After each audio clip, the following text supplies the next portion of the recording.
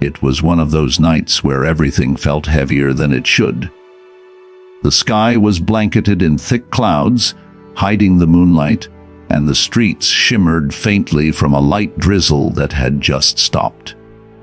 Maya stood at the end of the nearly deserted train platform, arms wrapped tightly around herself, her breath forming small puffs in the cold air. She checked her phone again. 10:47 p.m. The train was late. It had been a long, exhausting day.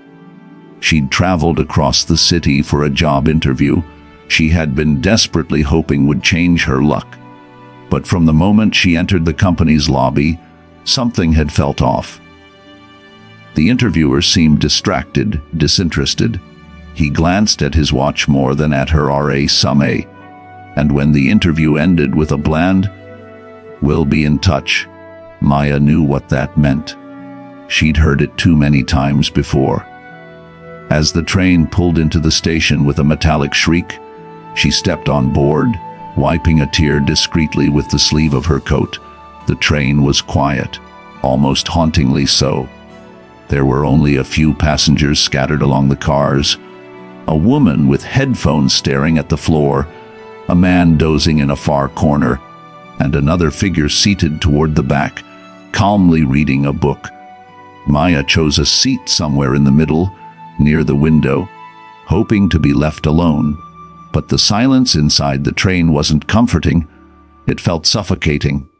Her thoughts spiraled, her dwindling savings.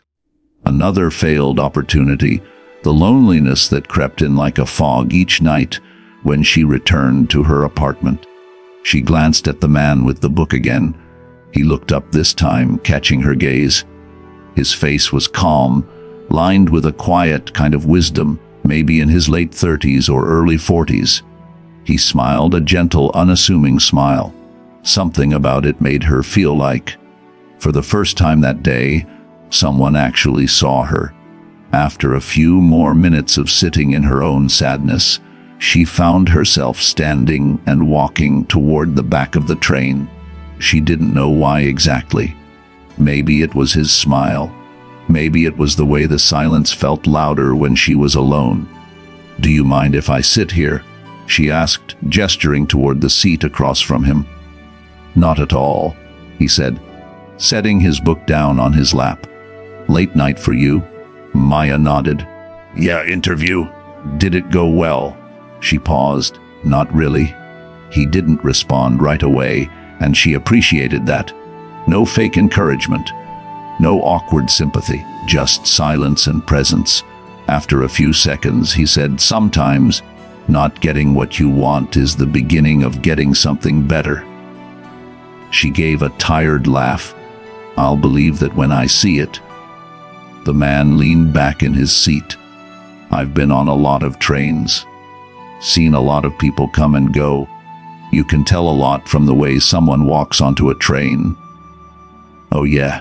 she asked, tilting her head. "What did you see when I walked in?" He thought for a moment.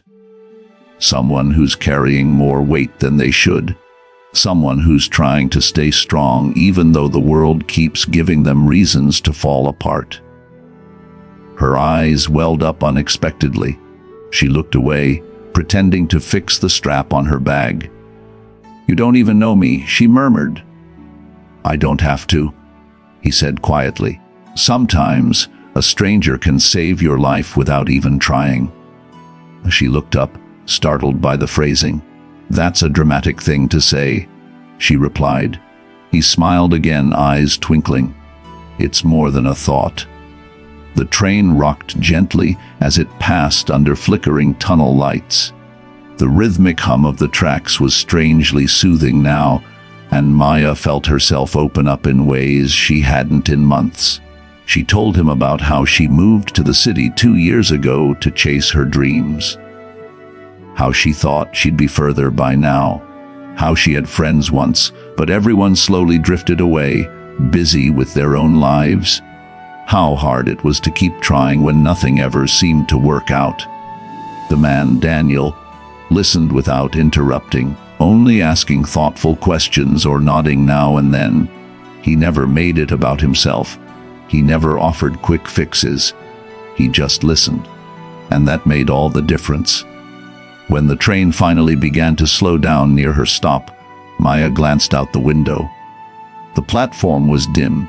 As always, it was a quiet neighborhood. "I guess this is me," she said, reaching for her bag. Daniel stood as well, and to her surprise, pulled a small folded piece of paper from the inside pocket of his coat.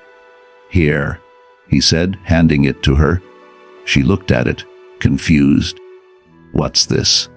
"Just a little something," he said, his voice soft. "But don't open it until you're home. Promise?" She hesitated but nodded. "Okay, I promise." He gave her one last look, then, without another word, walked to the door at the end of the train car.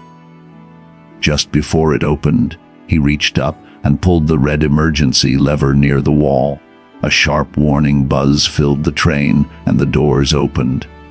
"Wet, this isn't your stop," Maya called after him, but he didn't look back.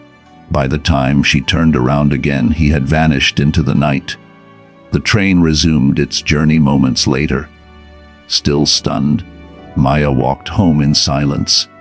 The whole interaction had felt surreal, like a scene from a film she hadn't meant to be in.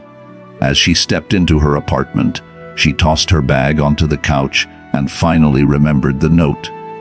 She sat down and carefully unfolded it. Inside, written in neat, elegant handwriting, were these words: "You looked like someone who needed a little luck tonight, so I gave you mine. I was supposed to get off before your stop, but I stayed. Pulled the brake so you'd be safe. You're worth it. A stranger." She blinked, read it again. Her phone buzzed. A news alert. A braking train derails near Riverbend Tunnel. Emergency services are responding. Multiple injuries confirmed. Fatalities suspected. She dropped the phone. That was her train. The same one. It had only been 10 minutes since she stepped off. Her chest tightened. She couldn't breathe. Daniel, he pulled the brake, delayed the train just long enough. Her stop had been the last one before the tunnel. She frantically searched the news, trying to find his name. Maybe he made it off. Maybe he just vanished like some kind of urban legend. But there was no mention of a man who stopped the train. No Daniel listed among the injured or the dead days past. No new reports. She rode the train again, but he was never there. And yet something had shifted inside her. Maya couldn't explain it, but she felt different, grounded, seen, like someone had believed in her at her lowest moment and risked everything to show her that she mattered. She began applying for jobs again, not because she had to, but because now she wanted to. There was a new fire in her, like she owed it to the stranger who had told her she was worth it. 3 weeks later, she got a call. A startup had reviewed her portfolio and wanted her on board. It wasn't flashy, it wasn't big, but it was real, and it was hers. Months went by. One evening, she stood on the platform again. Same coat, same time, same train. But the night didn't feel heavy anymore. The silence no longer felt empty. She watched the lights flicker along the tracks, and for a second, she swore she saw a shadow at the end of the car. A figure, a man with a book. She smiled, though she knew no one would believe her. "Thank you," she whispered to the night, "wherever you are." Because sometimes, one small act of kindness from a stranger, just a moment of selfless courage, can change someone's life forever. And sometimes, a stranger on a train becomes the reason you keep going.